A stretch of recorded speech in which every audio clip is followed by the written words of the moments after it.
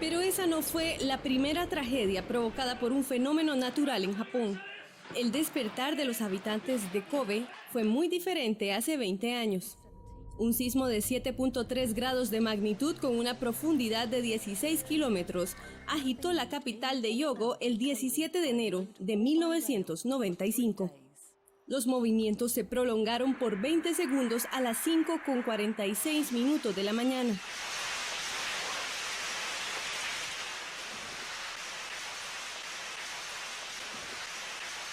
La ciudad de Kobe ardía en llamas. Solo en los primeros 14 minutos después del terremoto, los bomberos atendieron 54 incendios. 164.000 personas quedaron atrapadas, 129.000 lograron salir sin necesidad de ayuda y 35.000 fueron rescatadas principalmente por sus vecinos, pues las unidades de emergencia no dieron abasto. Sin pensarlo dos veces ese día, un joven oficinista tomó su cámara y bicicleta para hacer un recorrido por su amada ciudad y presenciar lo que ocurría. Sin embargo, lo que pudo captar fue peor de lo que imaginó.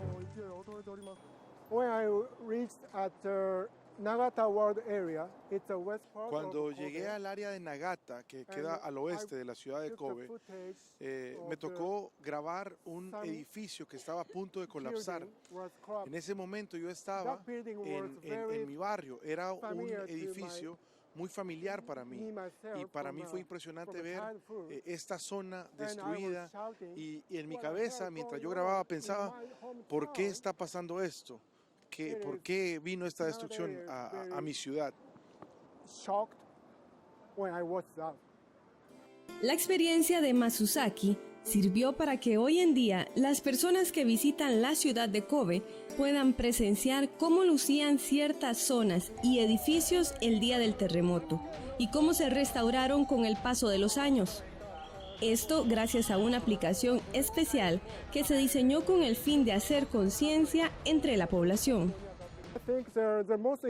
Pienso que esta aplicación puede servir para enseñar a otras generaciones que no vivieron personalmente la experiencia del terremoto, para darles una noción de lo que puede representar un desastre natural, y de esa manera podemos preparar a la gente para poder salvar vidas a través de estas imágenes impactantes que se pueden ver a través de la aplicación. El terremoto acabó con la vida de 6.343 personas. 60.000 viviendas colapsaron y fue necesario evacuar 600 edificios. Este fue el motivo por el que muchas personas decidieron hacer un cambio en sus rutinas y aprender sobre medidas de seguridad y disminución de daños luego de un desastre natural. En Kobe hay diversos museos e instituciones dedicadas a enseñar a los niños desde muy pequeños cómo deben reaccionar ante un terremoto, incendio y otro tipo de emergencia. Y estas enseñanzas generaron un cambio en la vida de los japoneses. Después de sufrir el terremoto, el gran terremoto de Hanshin, Awaji, tuvimos momentos muy difíciles, vivimos momentos difíciles como sociedad, y en ese momento nos dimos cuenta de la importancia que representa la ayuda mutua, personas normales rescatando a otras personas, porque no teníamos el servicio de rescate, no teníamos bomberos, no teníamos policías, y la labor la hicieron personas normales, y eso ayudó a que otras personas pudieran salvar sus vidas. Muchas de las cosas que tenemos para mostrar en este lugar fueron donadas por personas que tienen la intención de que se sepa sobre este terremoto, no solo para la gente del mundo, sino también para la gente aquí en Japón. Estas personas nos entregaron sus pertenencias para que pudieran quedar como muestra, así como lo pudieron observar en los videos. Es un tremendo impacto para una sociedad, un desastre natural como este, y es importante guardar el recuerdo para tener conocimiento de qué se debe hacer en un desastre natural. En Costa Rica, el terremoto de Limón en 1991.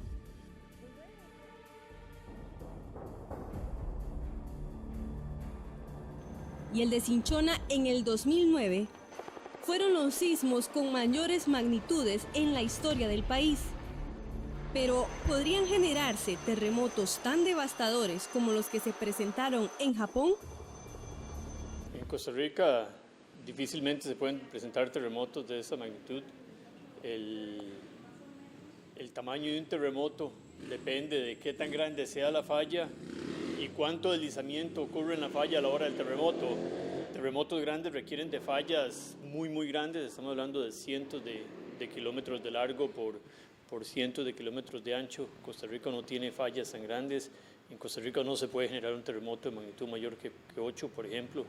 Entonces, en ese sentido estamos relativamente seguros. No vamos a ver esas catástrofes que vemos en Chile y en Japón porque no hay fallas lo suficientemente grandes para generar estos terremotos. Pese a la ardua y continua labor de los equipos de rescate, ambos terremotos en el 91 y en el 2009 acabaron con la vida de cientos de personas en nuestro país e incluso destruyeron edificios, viviendas y hasta comunidades completas. Pero ¿qué pasaría si las unidades de emergencia en nuestro país no dieran abasto, tal y como ocurrió en Kobe en el 95? Un evento catastrófico tiene la característica por sí mismo de que puede sacar de operación cualquier sistema. Entonces hemos visto países desarrollados, países con una altísima capacidad de respuesta, pero también con una población altamente educada que han sufrido impactos grandes ante eventos de este tipo, eventos catastróficos. La gran pregunta que siempre surge en esto es realmente quién está preparado. Lo que hacemos es desarrollar una serie de acciones que nos permitan tomar previsiones, construir escenarios, evaluar objetivamente la amenaza a la que estamos expuestos y a partir de eso crear capacidades, ¿verdad? Ir preparando a nuestro personal, adquiriendo equipamiento, distribuyéndonos adecuadamente en los sitios de mayor vulnerabilidad y sobre todo preparando a la población. Hay que tomar en consideración de que un sismo de gran magnitud que ocasione daños importantes va a sobrepasar la capacidad de respuesta que podamos tener.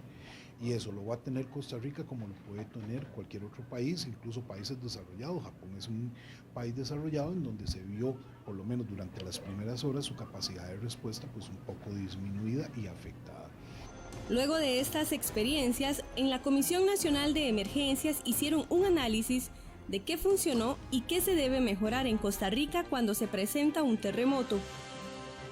En realidad yo pienso que cada uno de estos episodios que el país ha tenido que vivir y sufrir muchas veces han dejado una huella que ha servido para cambiar actitudes, para cambiar inclusive procesos más particulares como sistemas de alarma, avisos a la población, métodos de trabajo en la parte de gestión del riesgo. Desde los años 80 ya cuando empezamos a sistematizar la información, por ejemplo, de los huracanes, el huracán Joan, por ejemplo, se empezó a trabajar muy fuertemente con especialistas en este campo, nacionales e internacionales, y a identificar áreas de riesgo. Inicialmente, hace unos 20, 30 años, identificábamos huracanes en el Caribe como una amenaza potencial para esa misma región en nuestro país, pero a partir de los efectos que generaron y de la interpretación de los mismos, se ha podido identificar más bien que los efectos de este tipo de eventos son sobre el Pacífico en nuestro país principalmente. Igualmente el adelanto, los avances que se han logrado en la investigación sísmica y volcánica nos han permitido también trabajar en términos de preparativos a la población, de sistemas de alerta temprana e inclusive de empezar a entender la importancia que tienen los simulacros o los ejercicios para toda la población. Países como Japón destinan un día completo cada año para hacer un simulacro nacional, con el fin de educar a la población para actuar de la manera correcta en medio de una emergencia. Nosotros tenemos una cultura de prevención de desastres o la reducción de riesgo de desastres, porque nosotros convivimos con desastres naturales. Así que hemos atacado a los efectos de los desastres por mucho tiempo. Por ejemplo, nosotros establecimos un día especial para la prevención de desastres, 1 de septiembre. Cada día, alrededor de este día, nosotros organizamos un simulacro de evacuación de terremotos, tsunamis y inundaciones. Así que nosotros escapamos los desastres naturales. En nuestro país, este tipo de ejercicios ya se aplicaron, y aunque tuvieron buenos resultados en las instituciones que lo practicaron, para las autoridades aún quedan medidas de prevención que se deben aplicar, sobre todo dentro de los hogares. Eso podríamos responderlo muy fácil. ¿Cuántas casas tienen un plan de emergencia? ¿Cuántas casas cuentan con un botiquín de primeros auxilios? ¿Cuántas casas cuentan con un kit de emergencias para una situación de sismo o de inundación, cualquier otro tipo de emergencia grande? O sea, nosotros los ticos no tenemos todavía la cultura de la prevención. Se están haciendo esfuerzos, estamos haciendo trabajos, diferentes instituciones, el Ministerio de Educación Pública, la Comisión Nacional de Emergencias, el Cuerpo de Bomberos, incluso la misma Fuerza Pública hace su aporte a este tema de la prevención, porque tenemos que ver la prevención no solamente hacia los desastres naturales, sino como algo más integral. Los simulacros, charlas, códigos sísmicos, preparación en los equipos de emergencia y hasta contar con un equipo básico de primeros auxilios en cada hogar pueden hacer la diferencia entre la vida y la muerte en medio de un desastre. Dejar esta enseñanza a los hogares costarricenses es el objetivo de la Agencia de Cooperación Internacional del Japón, mediante su proyecto para el desarrollo de capacidades para gestión de riesgo a desastres en América Central llamado BOSAI, siendo este uno de sus principales aportes, luego de 80 años de relaciones diplomáticas entre Costa Rica y Japón. Y ya ahora están como resultado de los exitosos. Uno de ejemplo es una Nicoya, donde elaboraron como una banca para proteger de la inundación del río. Siempre ellos están sufriendo de la inundación de época de lluvioso. Entonces ellos están todos elaborados por esfuerzos por comunitarios mismos y enseñaron por expertos japoneses. BOSAI inició en el 2007 en Costa Rica y en tan solo 5 años capacitó más de 6.000 personas para proteger su vida y la de muchas otras en caso de un desastre. Con el paso de los años avanza también la tecnología y es por eso que esta puede convertirse en otro gran aliado para disminuir los daños en medio de una catástrofe. En Japón, la televisión emitió una alerta especial y esto permitió salvar muchas vidas el día del tsunami en marzo del 2011. Justamente, este es el modelo que quiere seguir nuestro país a partir del 2017, cuando se produzca el apagón analógico y se dé paso a la televisión digital del modelo japonés-brasileño. Costa Rica, al igual que Japón, es un país sísmico, ¿verdad? Y es un país donde tenemos normalmente eventos de carácter natural, siniestros que nos afectan. Y aquí, en el caso de Japón, ellos son un país con una tecnología de avanzada, de primer mundo, ¿verdad? Más en materia de tecnología. Ellos han adoptado la posibilidad de que el televisor se convierta en una alerta.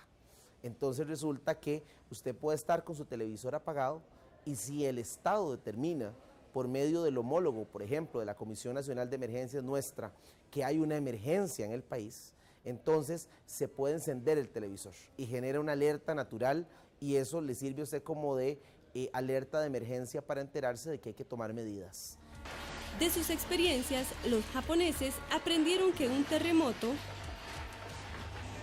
un tsunami o cualquier otro desastre natural puede cambiar su entorno para siempre. Sin embargo, una buena actitud y contar con protocolos de emergencia pueden salvar sus vidas y la de sus seres queridos. Y ese es el ejemplo que quieren transmitir al resto del mundo.